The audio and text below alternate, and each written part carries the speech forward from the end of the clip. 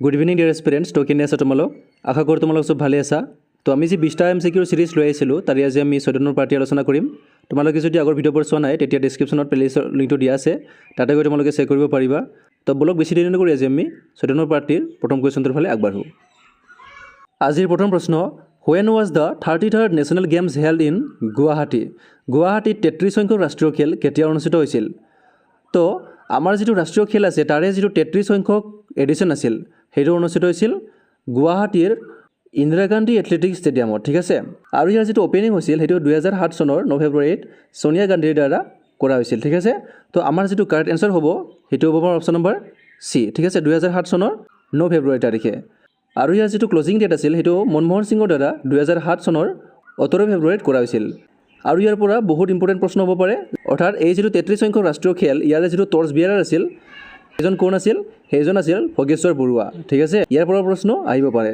আৰু আমাৰ ইয়াৰ যিটো টোটেল ইভেণ্টছ হৈছিল, ঠিক আছে, টোটেল ইভেণ্টছ সেইটো কিমানটা আছিল? টোটেল 32টা ইভেণ্টছ আমাৰ ইয়াত অনুষ্ঠিত হৈছিল, যাৰ ভিতৰত আমাৰ অসমে টোটেল কিমানটা পদক লাভ কৰে? 148টা। তাৰ ভিতৰতে গ'ল্ড কিমানটা হয়? গ'ল্ড আমাৰ আছিল 38টা, ঠিক আছে। Next 2 number, Rudrasagar tank was build by? Rudrasagar পুখুৰী কোনে নিৰ্মাণ কৰাইছিল?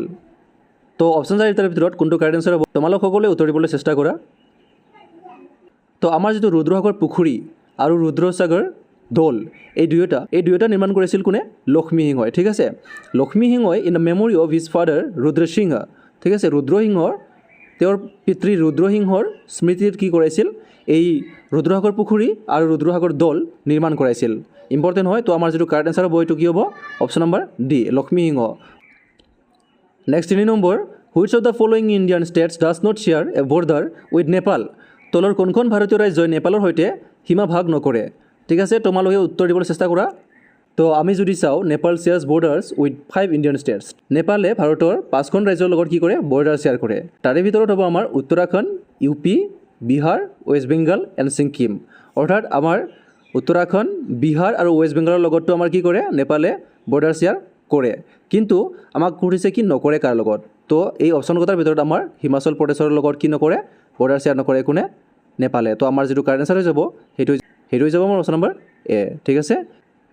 নেক্সট আমাৰ 4 number, what is the capital of South Korea? দক্ষিণ কোৰিয়াৰ ৰাজধানী কি? তো তোমালোক সকলোৱে উত্তৰ দিবলৈ চেষ্টা কৰা। আমি যদি চাওঁ, পিয়ংয়াং যিটো আছে এইটো আছিল কাৰ? North Korea, okay. নৰ্থ কোৰিয়াৰ ৰাজধানী আছিল পিয়ংয়াং। আৰু বেইজিং কাৰ? বেইজিং হৈছে চাইনাৰ ৰাজধানী। আৰু মেনিলা কাৰ ৰাজধানী? মেনিলা হৈছে ফিলিপিনছৰ ৰাজধানী, ফিলিপিনছ। তো আমাৰ যিটো কাৰেক্ট এনচাৰ হৈ যাব যে চাউথ কোৰিয়াৰ ৰাজধানী কোনটো?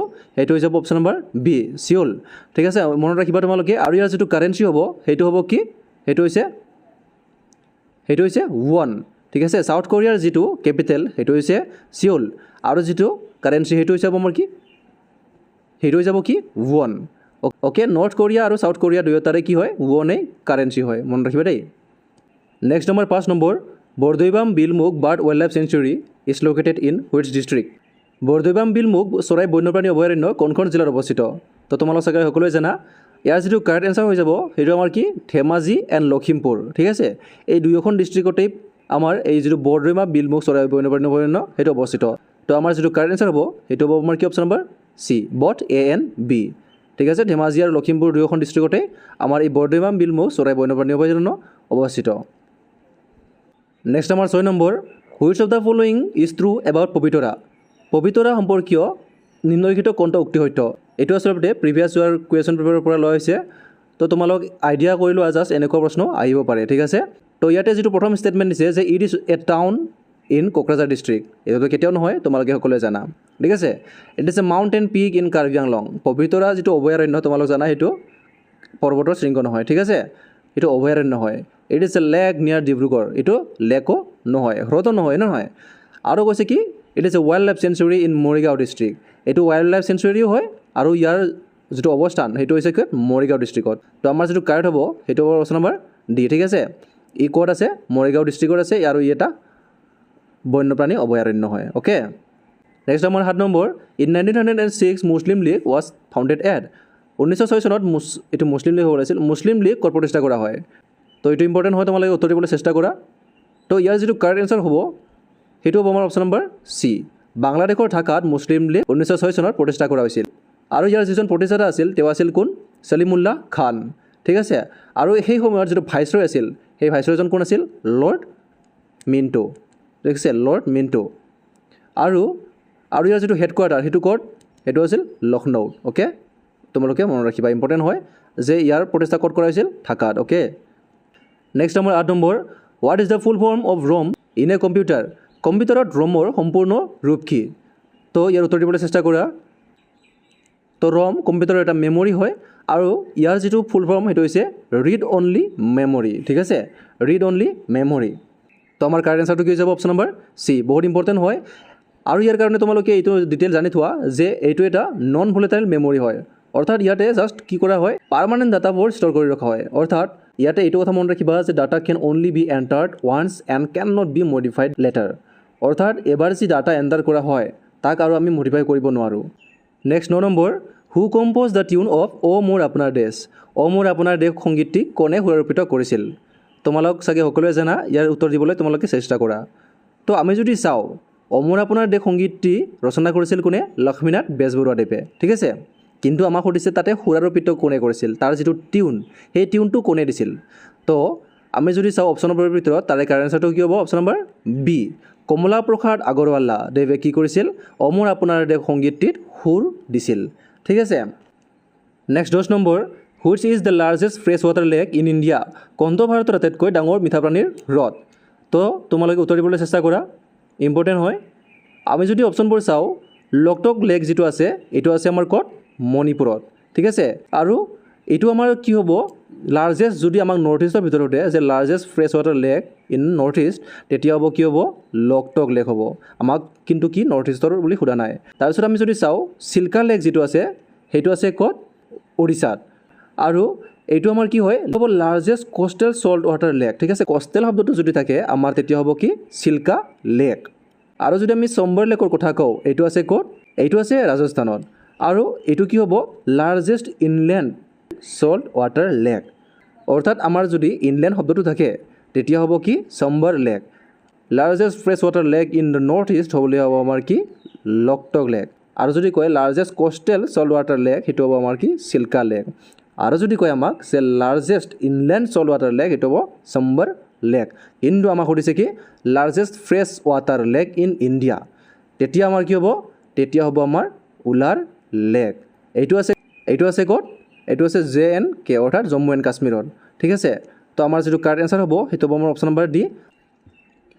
নেক্সট আমাৰ 11 number, ৱেৰ is the head quarters of international cricket council located? আন্তঃৰাষ্ট্ৰীয় ক্ৰিকেট পৰিষদৰ মুখ্য কাৰ্যালয় ক'ত অৱস্থিত? তো তোমালোকে ICCৰ বিষয়ে চবেই জানা। তো ইয়াৰ যিটো কাৰেক্ট এনচাৰ হ'ব সেইটো তোমালোকে কমেণ্ট কৰি জনা জল্দি জল্দি। তো অপশ্যন 4টাৰ ভিতৰত আমাৰ কাৰেক্ট এনচাৰটো কি হ'ব?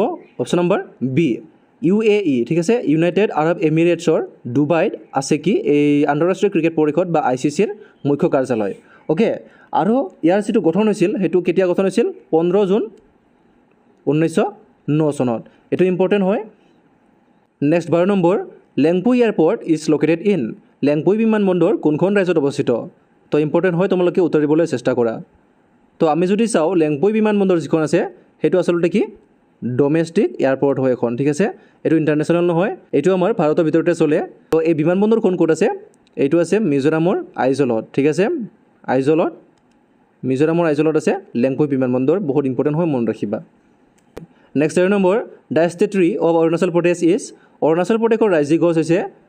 তো এইটো পৰীক্ষাৰ কাৰণে বহুত ইম্পৰ্টেণ্ট হয়, তোমালোকে উত্তৰ দিবলৈ চেষ্টা কৰা। তো অৰুণাচল প্ৰদেশৰ যিটো ৰাজ্যিক গছ সেইটো হৈছে কি? হলং। ঠিক আছে, তো আমাৰ যিটো কাৰেক্ট এনচাৰ হৈ যাব সেইটো হ'ব অপশ্যন নম্বৰ ডি। আমাৰ অসমৰ দৰে, ঠিক আছে, আমাৰ অসমৰ দৰে অৰুণাচল প্ৰদেশৰো ৰাজ্যিক গছ কি হয়? হলং হয়। আৰু আমাৰ অসমৰ দৰেই অৰুণাচল প্ৰদেশৰো যিটো ষ্টেট ফ্লাৱাৰ হয় সেইটো কি হয়? ফক্সটেল অৰ্কিড হয় বা কপৌ ফুল। ঠিক আছে। Next 14 number, Ramanujan trophy is related to which sport? Ramanujan trophy কোনটো খেলৰ লগত জড়িত? তো বহুত ইম্পৰ্টেণ্ট হয়। তো আমাৰ যিটো 4টা অপশ্যন দিয়া আছে তাৰে ভিতৰত কাৰেক্ট এনচাৰটো হ'ব অপশ্যন নম্বৰ এ, টেবল টেনিছ। ঠিক আছে, ৰামানুজন ট্ৰফি যিটো আছে এইটো টেবল টেনিছত দিয়া যায়। ঠিক আছে। Next 15 number, which is the smallest bone in the human body? মানুহৰ শৰীৰৰ আটাইতকৈ সৰু হাড় কোনটো? তো ইম্পৰ্টেণ্ট হয়, তোমালোকে উত্তৰ দিবলৈ চেষ্টা কৰা।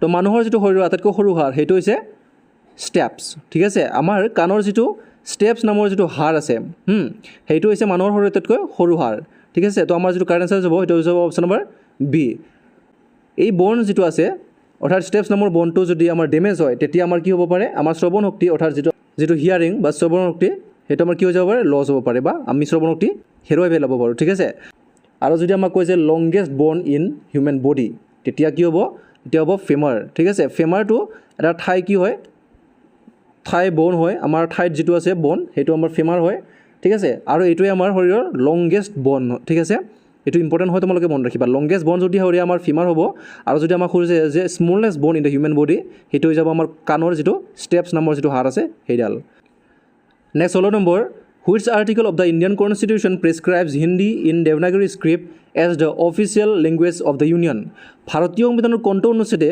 দেৱনাগৰী লিপিৰ হিন্দীক সংঘৰ চৰকাৰী ভাষা হিচাপে নিৰ্ধাৰণ কৰিছে অৰ্থাৎ আমাক সুধিছে যে ভাৰতীয় সংবিধানৰ কোনটো অনুচ্ছেদে হিন্দীক আমাৰ সংঘৰ চৰকাৰী ভাষা হিচাপে নিৰ্ধাৰণ কৰিছে জাষ্ট এইখিনি তোমালোকে উত্তৰ দিবলৈ চেষ্টা কৰা তো আমি যদি অপশ্যনবোৰ চাওঁ আৰ্টিকল 243 কাৰ বিষয়ে কয় সেইটো কয় পঞ্চায়তী ৰাজ ছিষ্টেমৰ বিষয়ে ঠিক আছে আৰু যিটো আৰ্টিকল 143 আছে ই কাৰ বিষয়ে কয় এইটো কয় যে president has the power to address questions to the Supreme Court which deems important for public welfare অৰ্থাৎ আমাৰ ৰাষ্ট্ৰপতিয়ে সুপ্ৰিম কোৰ্টৰ ওপৰত প্ৰশ্ন কৰাৰ পাৱাৰ আছে যিটো তেওঁ জনকল্যাণৰ বাবে গুৰুত্বপূৰ্ণ বুলি গণ্য কৰে আৰু এইটো কোনটো আৰ্টিকলত কোৱা যায় এইটো কোৱা যায় 143 ঠিক আছে তো আমাক যিটো সুধিছে যে হিন্দী সংঘৰ চৰকাৰী ভাষা হিচাপে নিৰ্ধাৰণ কৰিছে কোনটো আৰ্টিকলে সেইটো হ'ব অপশ্যন নম্বৰ বি আমাৰ কাৰেণ্ট আনসাৰটো কি হৈ যাব অপশ্যন নম্বৰ বি আৰ্টিকল 343 ঠিক আছে 343 নং যিটো আমাৰ অনুচ্ছেদ আছে তাত আমাৰ দেৱনাগৰী লিপিৰ হিন্দী সংঘৰ চৰকাৰী ভাষা হিচাপে নিৰ্ধাৰণ কৰিছে ঠিক আছে next 17 number the earliest historical dynasty of Assam was অসমৰ আটাইতকৈ পুৰণি ঐতিহাসিক বংশ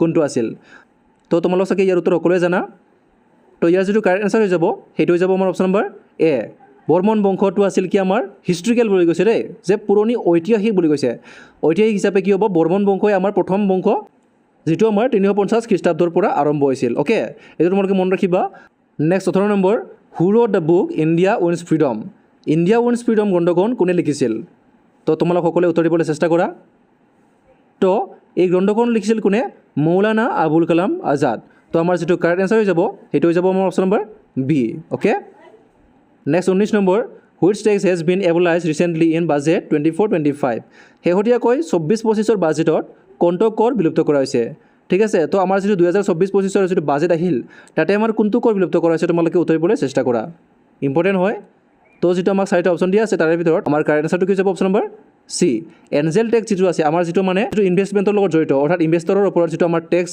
জাৰি কৰা হৈছিল এঞ্জেল টেক্স সেইটো আমাৰ কি কৰি দিয়া হ'ল বিলুপ্ত কৰি দিয়া হ'ল এই 2024-25 বাজেটত ঠিক আছে ইম্পৰ্টেণ্ট হয় কাৰেণ্ট এফেয়াৰ্ছৰ পৰা তোমালোকে মন ৰাখিবা নেক্সট আমাৰ 20 নম্বৰ আজিৰ last question for which ministry has the maximum budget been allocated in budget 24-25 2024-25 চনৰ বাজেটত কোনটো মন্ত্ৰালয়ৰ বাবে সৰ্বোচ্চ বাজেট আবণ্টন দিয়া হৈছে এডুকেশ্যন হেল্থ ডিফেন্স এগ্ৰিকালচাৰ এই চাৰিটাৰ ভিতৰত কাৰ কাৰণে আমাৰ যিটো বাজেটৰ সৰ্বোচ্চ যিটো আবণ্টন দিয়া হৈছে এইটো তোমালোকে কমেণ্ট কৰি জনাবা এইটো তোমালোকৰ বাবে হোমৱৰ্ক থাকিল ঠিক আছে ওকে তো এয়া আছিলে যে আমাৰ 20টা MCQ ইয়াৰ ভিতৰত তোমালোকে কেইটা কাৰেক্ট কৰিব পাৰিলা সেইটো তোমালোকে কমেণ্ট কৰি জনাবা আৰু যদি ভিডিঅ'টো ভাল লাগিছে তেন্তে বন্ধু বান্ধৱীৰ লগত শ্বেয়াৰ কৰিবা আৰু চেনেলটো যদি এতিয়ালৈকে ছাবস্ক্ৰাইব কৰা নাই তেতিয়া চেনেলটো ছাবস্ক্ৰাইব কৰি ল'বা যাতে নেক্সট ভিডিঅ'ৰ নটিফিকেশ্যনবোৰ তোমালোকে সোনকালে পাই যোৱা তো কাইলৈ আকৌ 7:30 বজাত লগ পোৱাৰ আশাৰে আমি আজি ভিডিঅ'টো ইমানতে সামৰণি মাৰিলোঁ ভিডিঅ'টো শেষলৈকে চোৱাৰ বাবে আপোনালোকক অশেষ ধন্যবাদ থাকিল